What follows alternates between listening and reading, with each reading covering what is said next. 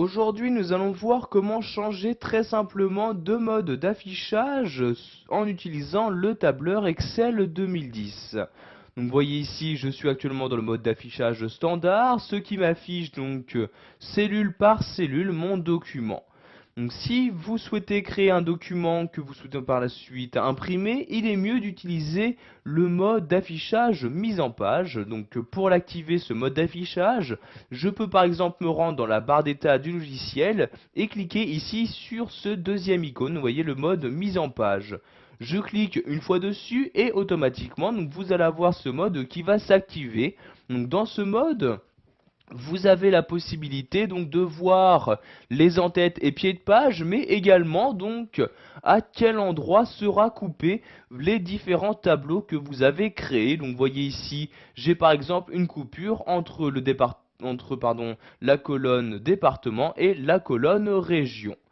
Donc ici, je peux également donc, gérer cette coupure en utilisant les sauts de page. C'est pourquoi un mode d'affichage spécial a été conçu donc, pour pouvoir modifier ces sauts de page. Donc pour activer ce mode d'affichage, je clique ici sur le troisième icône. Donc vous voyez, aperçu des sauts de page. Je clique dessus et dans ce mode d'affichage, je vais pouvoir gérer donc les sauts de page. Donc saut de page que je peux déplacer ici en cliquant sur la ligne et en déplaçant ici par exemple sur la droite comme ceci. Donc vous voyez maintenant mon tableau va tenir que sur une seule page. Je clique ici sur le second mode, ici le mode mise en page, et comme vous pouvez le voir, mon tableau maintenant ne tient bien que sur une seule page.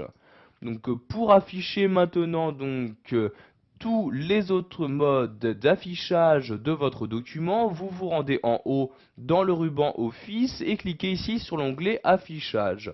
Une fois dans cet onglet, vous allez avoir à gauche donc les différents modes d'affichage que nous avons déjà vus. Donc le mode d'affichage normal, mise en page et aperçu des sauts de page. Mais vous avez en plus dans cet onglet le mode d'affichage plein écran.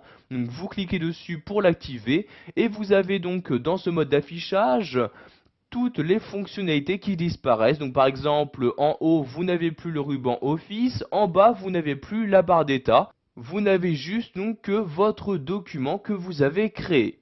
Donc pour quitter ce mode d'affichage, vous appuyez sur la touche échappe de votre clavier et voyez donc ici nous sommes redevenus le mode d'affichage standard, le ruban est par exemple revenu. Nous allons maintenant voir qu'il est possible d'afficher ou de masquer certaines fonctionnalités, comme par exemple la règle qui apparaît ici par défaut en haut et à gauche de votre document. Si vous souhaitez masquer cette règle, vous restez ici dans l'onglet affichage et vous allez tout simplement décocher la case règle comme ceci. Donc vous voyez, je la décoche et la règle disparaît bien de ma fenêtre. Donc vous pouvez faire ceci par exemple pour ne pas afficher le quadrillage, je décoche la case et le quadrillage n'apparaît maintenant plus dans mon document. Donc de même ici pour la barre de formule, donc il s'agit de cette barre là où vous pouvez insérer très rapidement une formule. Pour ne pas donc l'afficher, vous la décochez tout simplement comme ceci. Donc pour réafficher ces différents éléments comme la règle, je recoche ici règle et voyez donc celle-ci réapparaît bien dans mon document.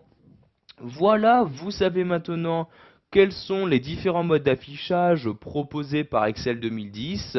Vous avez également appris à afficher ou masquer différentes fonctionnalités de Diableur.